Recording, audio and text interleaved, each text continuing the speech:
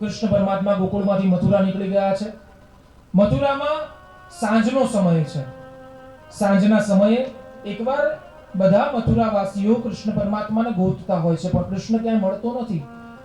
ઔદ્ધવજી જઈ અને કૃષ્ણ પરમાત્માને ગોતે છે, પણ કૃષ્ણ ક્યાંય મળતો નથી અને ધીમે ધીમે કરતા મથુરાના મહેલના એક ઓરડા પાસે પહોંચે છે. એ ઓરડામાં જઈને જોવે છે તો શ્વેત રંગના વસ્ત્રો પહેરી અને કૃષ્ણ પરમાત્મા ગોકુળ સામેની બારી ઉઘાડી રાખીને એક બાળક રડે ને એમ ધીમે ધીમે કરતા આંખમાંથી આંસુ આવે છે. કૃષ્ણ પરમાત્મા રડે છે.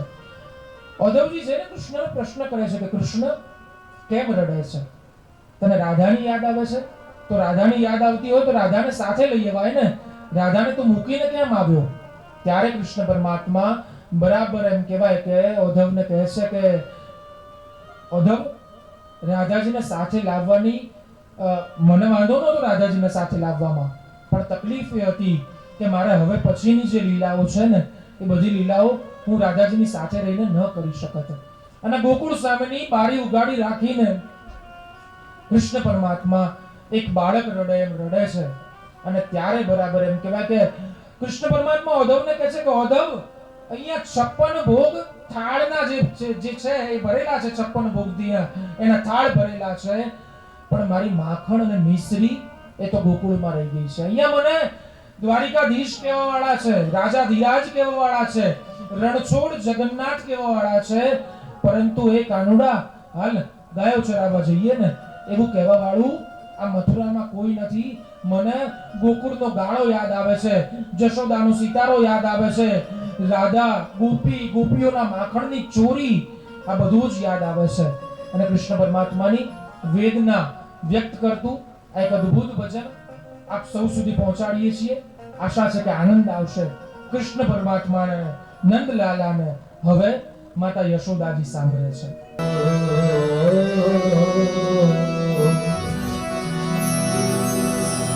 ઓ નંદલાલાને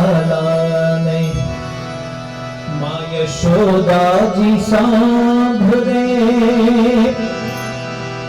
મમતાની મૂર્તિ મારી ગઈ ગઈ ગોકુળમાં નંદલાલાને.